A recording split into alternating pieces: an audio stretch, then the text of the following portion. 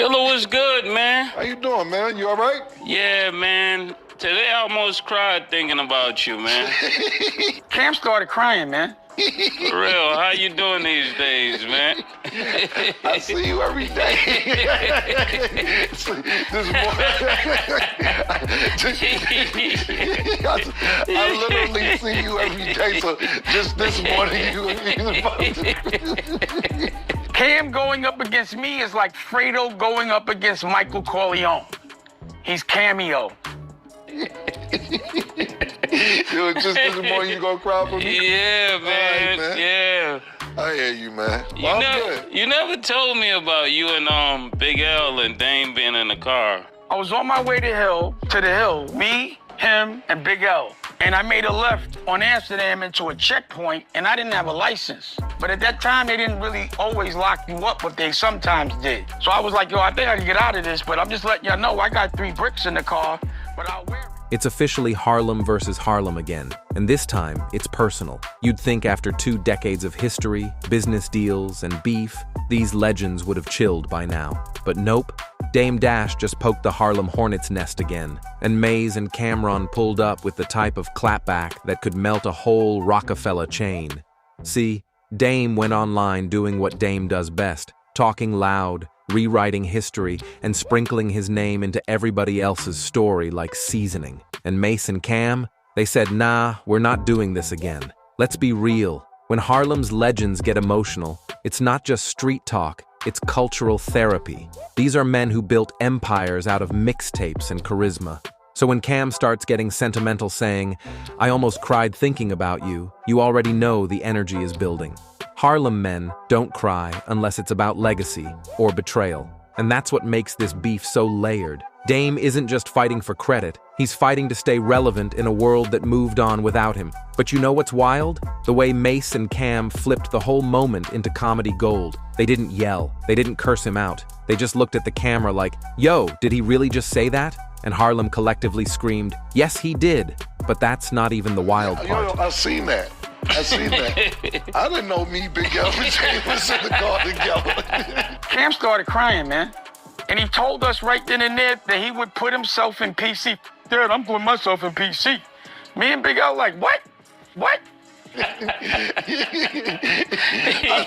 didn't even know that me, Big L, and Dame have ever been in the car together. Oh, man. You know what's crazy? I was going to save that for my show because I didn't want to get into this. I really didn't want to get into I was going to mind my business, but I saw Mo with the popcorn. I said, he's taking my part, boss. I've never, look at Mo got the I'm not going to talk with Flea. So we went to the side and was like, you know, afterwards we were laughing, but we were like, I was like, I will never hustle with him. He's a ball player and he does music. So I never really, he's a civilian. But you can't be saying you the best that ever did it in Harlem and you never sold drugs. And if you had to go to Ohio after you was a rapper, that's not the best that ever did it. How dare you say some shit like that? This is the calm before the storm, the kind of awkward, we good energy that feels friendly, but has smoke underneath it. The same way a Harlem handshake can turn into a diss record, this moment right here was pure tension dressed as nostalgia. Cam's out here joking like, you going up against me is like Fredo versus Michael. Translation? He's saying, bro, I'm the Don. Don't ever forget who built this table. That line hit different because it's dipped in Harlem sarcasm. Polite on the surface, petty in the details. Reddit went wild with that quote, calling it Harlem's version of a mob movie scene. One fan even wrote, you can tell Cam was smiling, but that smile had a don't play with me again tone. See, that's what makes this whole feud so addictive. They know how to mix brotherhood with shade. 1 minute they're talking memories, next minute they're spiritually drop-kicking each other with metaphors. And Maze? He's the quiet sniper in the room. Every time Cam jokes, Maze just lets that silence hang, like he's loading the next punchline. It's the kind of calm that screams, I got the receipts, I'm just waiting for you to talk again. The audience can feel it. This ain't just talk. It's Harlem history being rewritten live on camera. But you're not ready for what happens next. Because the car story? Yeah, that's where the entire internet lost it. I didn't know that That nigga was such a liar. Like, you know how your man is your man, so you probably don't be annoyed. Like, you that's your man. You be like, nah, you just hate us. I didn't know this nigga lied like that, man. Yeah. First of all, let me tell you something. And last I'm telling you to talk Flea, but Mace know. Yeah. Yo, listen, bro. Big L is not your man. This whole shit don't even make no sense. First of all, I'll say this real quick because we got to move on. Me, you, and Big L going to get drugs or riding around Harlem don't even sound right. Big L didn't f with you. I tried to plug you into Big L when you wanted to sign him when he started his own label, Flamboyant. And y'all was trying to sign him. But Big L brother, Big Lee and Reg, they didn't like you. If you had 3 bricks in the car, or you was on the way to get 3 bricks in the car, or on the way to get bricks, whatever fucking lie you told, story you told, you wouldn't have made it home. Big L lines niggas. Mace, right? Yeah. You lying me.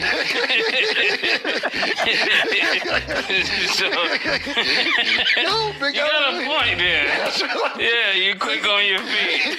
Big L lines niggas like barbers, my nigga. You wouldn't have made it home, my nigga. Stop, yo, it's really, you going out bad, bro. Stop lying, my nigga. Me, you, and Big L have never been nowhere to get no work or had no work or stopped in a checkpoint or nothing, my nigga. You going out bad, but I'll just don't talk with Flea Murder. But yeah, man, you might need to say a prayer for me. Yeah. And here it is, the spark that lit the Harlem wildfire. This is where friendship meets pride and ego takes the wheel. It starts simple. One man says something slick, the other takes it personal, and suddenly, we're not talking about a disagreement. We're talking legacy warfare. Let's be real. In Harlem, forget that doesn't mean forget that. It means I'm gonna pretend I'm over it until the cameras start rolling. And once Dame's name came up, yeah, that was the nuclear button. Fans on X were quick to point out Mace was the only one trying to keep the peace while Cam wanted revenge. Another fan said, "It's wild how Harlem loyalty always starts with money and ends with microphones." Because that's the irony. Every time these legends reunite, they promise it's about unity and the bag. But it always circles back to who got played, who got paid, and who's still owed an apology, and Mace trying to calm it down. That's rich. This is the same guy who once vanished mid-beef and came back as a pastor. Man went from diss tracks to Bible tracks, and now he's back doing damage control. That's full circle Harlem irony. But Cam wasn't letting it slide. He tried to disrespect me publicly. Boom, that's the key word, publicly. In hip-hop, that's code for, you made me look weak in front of millions. And when that happens, talking is over. Cameras are on. The show begins. Because what came next wasn't just talk. It was straight-up surgical humiliation on a public stage. What did you have to say about this? If y'all don't know, y'all keep bringing Larry's name up. He'd be like, yo, I gave you Larry. I put you with Larry. Pause. Because your show, you're sitting next to Larry. I introduced you to Larry. Man, I got a lot, but a little. First of all, I'm the reason why he got sued. But what happened was Larry and I and Muddy Waters, the people that are suing me now, we all threw down on a movie and there was a disagreement of some sort. And this is the reason why I have all these lawsuits now. And I don't like the way Larry did his business and he hung up on me. Boom. Let's move on to A-Track. He told me I ain't supporting A-Track album. One day Dame like, yo, this nigga ain't A-Track, he's nice, da-da-da-da.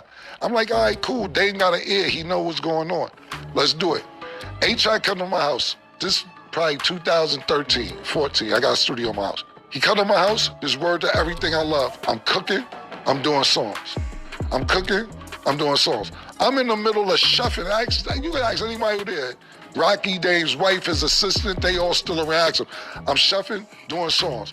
I cooked a full course meal and knocked out 7 songs in like an hour and a half. 7 songs. And cooked everybody food, sandwiches, all that. That's me. That's how well-rounded I am. Dame can't deny you. Ask somebody, he'll tell you. And that, my friends, is the moment Harlem collectively dropped its mic. Mace and Cam didn't just clap back. They pulled receipts live on air. It wasn't shade. It was a televised truth bomb, the kind that echoes through podcasts, TikTok edits, and comment sections like a spiritual earthquake. Let's unpack this, because that line, Dame, stop lying, is basically the Harlem version of a subpoena. You don't say that on air unless you're ready for digital war. The internet went from calm to chaos in 0.3 seconds. Reddit threads titled Mace and Cam finally exposed Dame's fake origin story started stacking like pancakes. One fan said, "They didn't diss him, they diagnosed him." Another wrote, "Every Harlem beef ends like a Marvel movie. Same heroes, same villain, new soundtrack." But what makes this part so heavy is the psychology behind it. Mace and Cam weren't just fighting Dame Dash, they were fighting the narrative. For years, people credited Dame as the mastermind behind their careers, the guy who made Dipset possible. Now they're saying, "Nah, bro, you didn't make us. You just happened to be there when we made history." That's not just calling out a lie. That's rewriting Harlem mythology in real time. It's like watching two kings walk back into a castle they built, only to find someone else sitting on the throne. So what do? They take back the crown, live. And the wildest part? Dame wasn't ready for this smoke, not even close, because what he said after this moment, that's where things got nuclear. He like, "Damn, Kim, you in here doing rhymes and cooking and yeah, man, take a turkey wing, man. Get a lamb chop, nigga. Let me go in the booth with these bars. And you dropping fire like that? Boom, yeah, cool. I knocked the whole album out. Maybe 2 trips. When Dame was there, it was cool. The album was cool. As soon as Dame leave, A-Track, and he marked duty, all that, he's cool. Me and him have no problems. But he becomes all artsy. Do you think that if we put the snare where the treble should be, and then boom, we get another beat, A-Track, the done. Yo, what are you talking about? I put a marvelous masterpiece together while I was cooking. I think we should get this person on something. All right, man, do what you want. I gave you the balls. 2 years passed. Like, yo, let's freshen up the album. All right, cool. Go in the studio again. We go in the studio again in my crib. And there it is, the delusion heard around the internet. Dame really got on live and acted like he was the fairy godfather of Harlem rap. Like, bro, were you sprinkling Dipset dust in 2002? Because history doesn't remember it that way. Twitter was on fire. One fan tweeted, "Dame talking like he built Harlem himself with a hammer and blueprint." Another said, "The way this man rewrites history in real time is actually impressive.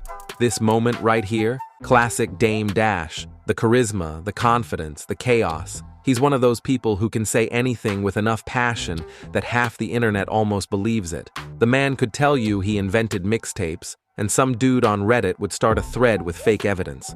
But what makes this so wild is how public it all is.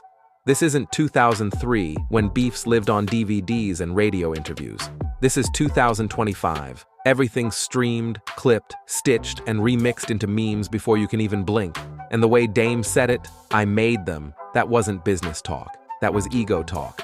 It's like he was trying to remind the world that without him, Harlem's golden era never would have existed. But fans aren't buying it anymore. Because here's the truth. Mace and Cam built their own empire, while Dame was too busy building his own legend.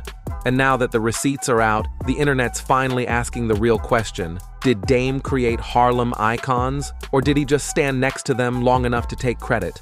But, oh, it gets way messier. Because Mace's response after this live, that wasn't a clapback. It was a career obituary.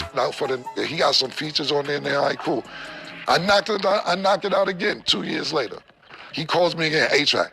Well, I think if I get this other beat, man, do what you want to do. I don't even know you like that. I'm not being cool, A-Track. I don't want to brush him off like I don't know him now. Another 2 years come back. We in Vegas now. Yo, Larry got a studio in Vegas. Let's go there and knock the A-Track out. Again? It's 5 years. All right, bet. Fine. Go to the studio, man. It. It's 5 years done passed. I knock it out again. Some more.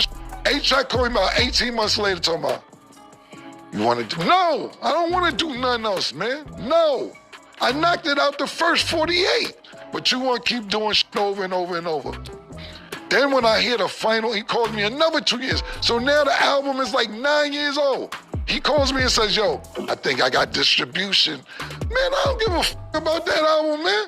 The you talking about we got distribution? Man, don't do whatever with that shit. It's a decade old. I don't give a Mace did not come to play. That wasn't just a response. That was a Harlem sermon. You could feel years of frustration packed into every syllable. It was less clapback and more, "Let me set the record straight before I log off forever." And he's not wrong. When he said, "You didn't even sign me," that's a dagger dipped in truth. The man literally had to leave his own city to blow up, only for people to later claim they discovered him. That's like someone showing up to your graduation years later saying they taught you how to read. Reddit comments were savage. Mays preaching facts. Harlem history got more revision than Wikipedia. Dame didn't make him, Harlem made him. This man came back from being a pastor just to roast a mogul. We living in a simulation. And that's exactly the magic of Mace, the duality. He can quote scripture one moment and drop verbal nukes the next. He's calm, collected, and cutting. That's Harlem elegance mixed with revenge energy. But what makes this moment even crazier? The timing. Mace and Cam are in the middle of their media resurgence. Podcast booming, headlines spinning, fans rediscovering their legacy. And right when the world starts celebrating them again, Dame jumps out of nowhere demanding his thank you. It's like showing up to someone else's wedding, claiming you introduced the couple back in high school. Bro, sit down. But here's where things get dark. Because after that fiery speech, Dame didn't back down. He went full villain mode. And the way he doubled down next, it had the entire internet screaming, ain't no way. Honor up. And it's a lie what he said. It was a lie. So I'm like, why is he lying? And then I'm like, he knows Mook is in there. Pause. In the movie, Smoke Dizza, my OG Daniel, Black, my whole crew. So you're trying to diss my whole crew and make what they did whack, but everybody else says it's good. It was in the New York Times. Kanye gave the illest premiere and everyone said it was, everyone has said that. Why would you say that? Promote it. I'm saving you by not promoting it. It was nasty. You my man. I ain't gonna let you go outside like that. All them other niggas who let you go outside like that, they ain't your man. Now this is vintage Dame Dash. All emotion, all ego, zero accountability. Every time he gets cornered, he doesn't argue facts. He argues feelings. Like, I felt like I made you, therefore I did. Bro, that's not mentorship. That's main character syndrome with a side of gaslighting. Dame saying that's not Harlem is wild, because if Harlem had a rule book, page 1 would literally say, handle your business, not your bitterness. The comment section? An absolute war zone. Dame acting like the ex who says, you'd be nothing without me every time you glow up. He's confusing helping with ownership. This man gatekept success and called it loyalty. And here's the kicker. Dame's entire argument rests on proximity, not proof. Yes, he was in the building, but being in the room doesn't make you the reason the lights came on. He didn't build their success. He witnessed it, maybe even benefited from it. But that's not the same as creating it. What's really happening here is something deeper. Dame's wrestling with relevance. The culture he helped shape moved on, evolved, and started celebrating without him. And now, seeing Mace and Cam back on top feels like watching your old team win a championship after you got traded. So instead of clapping for them, he's rewriting the narrative to make himself the forgotten hero. Classic defense mechanism. Dress up ego as mentorship. To me, this has been one big setup. I will say that. I think this whole from the jump is a setup, bro. Dame is beefing with 50 Cent on the internet. I bump into 50 Cent. 50 Cent sees me and be like, Killer, what's up? Getting some money. You know how nigga, what you used to do back in the days, patting the pocket, you getting that money? Cool. Me and 50 good. We ain't got no problem. Dame calls me and says, yo, I seen 50. How you gonna let him pap you up? This is verbatim what Dame said. I'm telling the audience verbatim. Yo, I seen 50, you and 50. How you gonna let them pap your pockets? That ain't Harlem. We not, Harlem don't do the Pat Pat Club. When you see niggas from Harlem, just give them a pound. You down with the Pat Pat Club? We not in the Pat Pat Club. How you down with the Pat Pat Club, letting niggas pat your pockets? Yo, why he giving you the Pat Pat? Your pockets. I say, damn, I don't give a fuck. Now, mind you, pause this story right there. If you gonna say something about 50 cents, what are you calling me for to get my okay if you're beefing with 50 cents? You shouldn't even have to call me about that if you're gonna be talking about 50 cents. Dame gets on the blog and says, yeah, and this nigga Cam let 50 cents smack him on the ass. Boom. That line right there, that's a lyrical guillotine. Cam didn't just respond. He ended the conversation. You were in the room, but not the reason it opened, might be one of the most poetic Harlem disses ever delivered. It's calm, it's surgical, and it hits harder the more you replay it. The internet lost its collective mind. One TikTok edit used the clip over a Godfather soundtrack, and someone on Reddit called it the cleanest corporate clapback in rap history. Fans were like, Cam said it like a CEO firing somebody with style. He cooked him respectfully. That's Harlem diplomacy. And it's true, this wasn't rage, this was restraint. Cam knows how to make an insult sound like wisdom. That's what makes it dangerous. You could tell he'd been sitting on that line for years.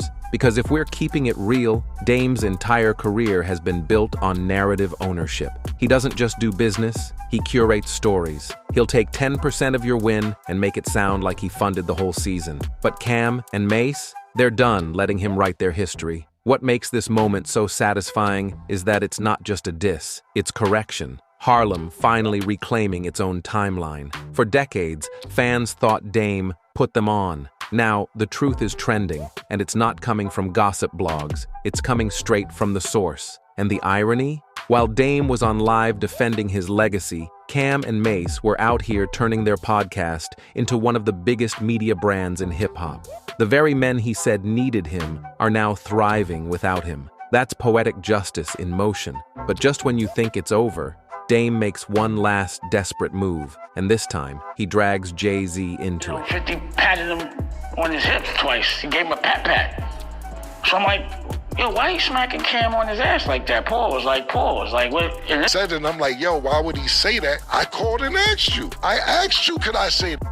And not what you asked could you say, because I wouldn't agree to that. I did not agree to that. But I didn't say anything. I ignored it. I ignored the whole I just didn't pick up the phone for the nigga, because I'm like, so now after that, he does another interview. And you letting 50 smack you on the hips? And y'all chilling? Something must be going on. A Harlem never lets anybody smack him on the hips, on the ass. Not even in ball, be like, yo, stop, chill, don't smack me on my ass. I've never known Dame to be a liar, but the truth, and I'm like, bro, I ain't know this nigga was a liar too. He never lied, man. Bro, I ignored you for wild interviews, and then I say honor up his whack, and he go on this campaign. I think the narrative should be stop talking about Damon so much if you don't want to hear Damon talk. You come talking about me with an eye patch and no top teeth, I gotta take it easy. But do remember, I will have teeth next week. Holla. So I think it's good for him. I think the internet nowadays is therapy for him. And he turned into the chatty patty that he told everybody else not to be. He probably can't afford to go to therapy right now. So this is probably good for him because he needs that. And that, ladies and gentlemen, was the moment the internet collectively yelled, "Ain't no way." Like, bro, you can't just say you made Jay-Z. That's not confidence anymore, that's mythology. This man really stood there and claimed ownership of an entire cultural movement, as if Harlem, Brooklyn, and hip-hop itself were just side quests in his personal storyline. I made the blueprint? Sir, Jay-Z is the blueprint. You just worked in the office where the plans got printed. Twitter, Reddit, TikTok, absolute chaos. Dame talking like he raised Jay-Z in a lab. Bro went from mogul to main character in a fan fiction nobody asked for. If delusion was a stock, Dame would be a billionaire again. And here's the thing, nobody denies what Dame did accomplish. He was instrumental in the early Rockefeller days. He was loud, fearless, business-minded. But when you start rewriting history to make yourself the story, people stop listening and start laughing. Mace and Cam's reaction after hearing that line, you could see the disbelief. That silent, meme-worthy stare like, this man done lost it. It wasn't even anger anymore, just secondhand embarrassment for a dude who can't stop living in his own documentary. Because at this point, it's not about who made who, it's about who grew. Jay evolved, Cam evolved, Maze evolved. But Dame? He's still telling the same story from 20 years ago, waiting for the credits to roll in his favor. And that's the tragedy of it all. Harlem built legends, but not every legend knew when to step back and let the next chapter begin.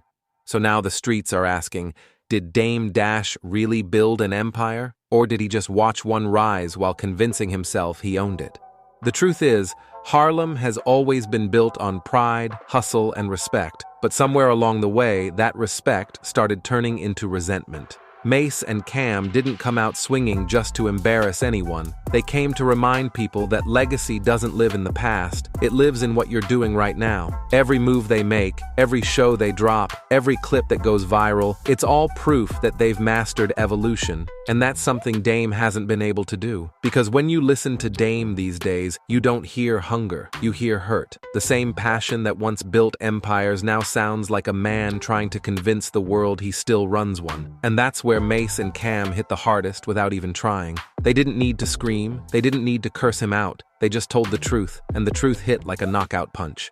As the clips started spreading, you could feel the shift online. Fans weren't laughing at Harlem anymore. They were laughing with Harlem. They were quoting Mace and Cam's lines, reposting the best moments, and giving flowers to two men who'd been counted out for years. These weren't washed-up rappers trying to go viral. These were veterans who learned the game, lost the game, and then rebuilt it on their own terms. It's ironic, really. Dame used to be the loudest voice in every room, the one telling everyone else how to move, how to think, how to act. But now, he's the topic of discussion on a show run by the very people he used to lecture. The students became the masters, and the teacher became the talking point. And maybe that's what stings the most. Mace and Cam aren't disrespecting him. They're showing him what growth looks like. They're showing that you can hold your own without holding grudges, that you can tell your truth without begging for attention. When Cam said, "We not stuck in 2001, that wasn't just a bar, it was a warning." Harlem's moving forward, and the train doesn't wait for nostalgia. People online started digging through old interviews, old clips, old Rockefeller memories, comparing the energy from back then to now, and the difference is clear. Back then,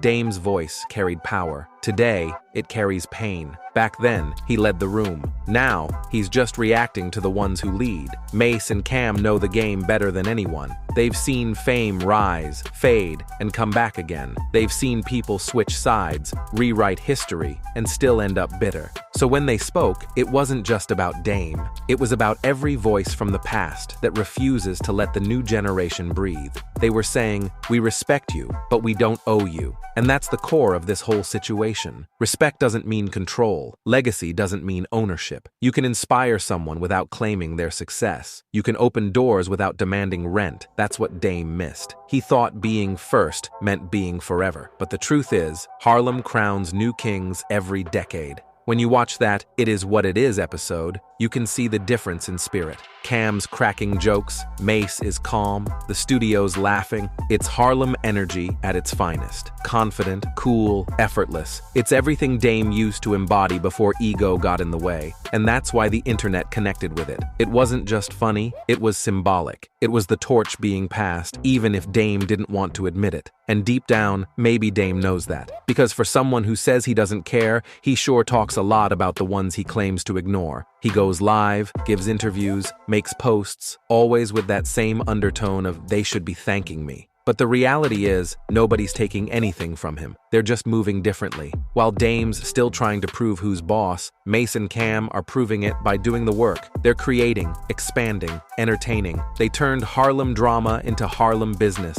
And that's the difference between talking like a boss and moving like one. You can feel it in every comment section. The people have spoken.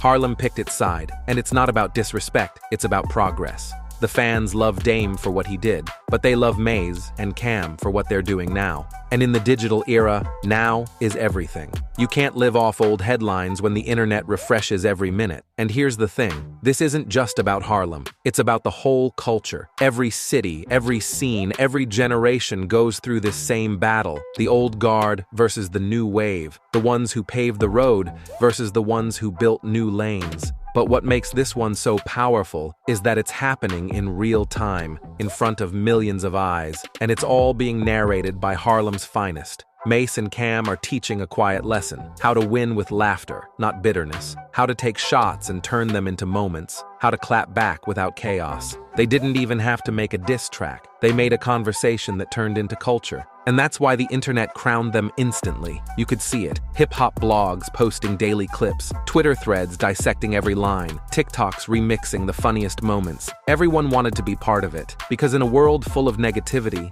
their roast felt refreshing. It wasn't cruel, it was confident. It was Harlem reminding the world that it's still the epicenter of swagger, humor, and heart. Meanwhile, Dame kept talking, but every new interview just sounded like an echo from a different era. The same words, the same stories, the same energy, but none of the same impact. He wasn't leading the culture anymore. He was reacting to it, and that's the irony. For a man who once built his image around control, he's now being controlled by the very narratives he used to write. Every time he speaks on Mace and Cam, he makes them trend. Every time he tries to dismiss them, he makes them go more viral. It's a loop he can't escape, and they know it. Mace said it best: the truth don't expire. And that's what makes this moment timeless. They don't need to destroy Dame. They just need to tell the truth, and the truth does the rest. Harlem doesn't forget its legends, but it also doesn't let the past block the future. You can feel the poetic balance in how they handled it. No screaming matches, no threats, no fake apologies. Just wit, wisdom, and Harlem charisma. The way they laughed through it showed real strength, because sometimes the loudest revenge is peace. And now,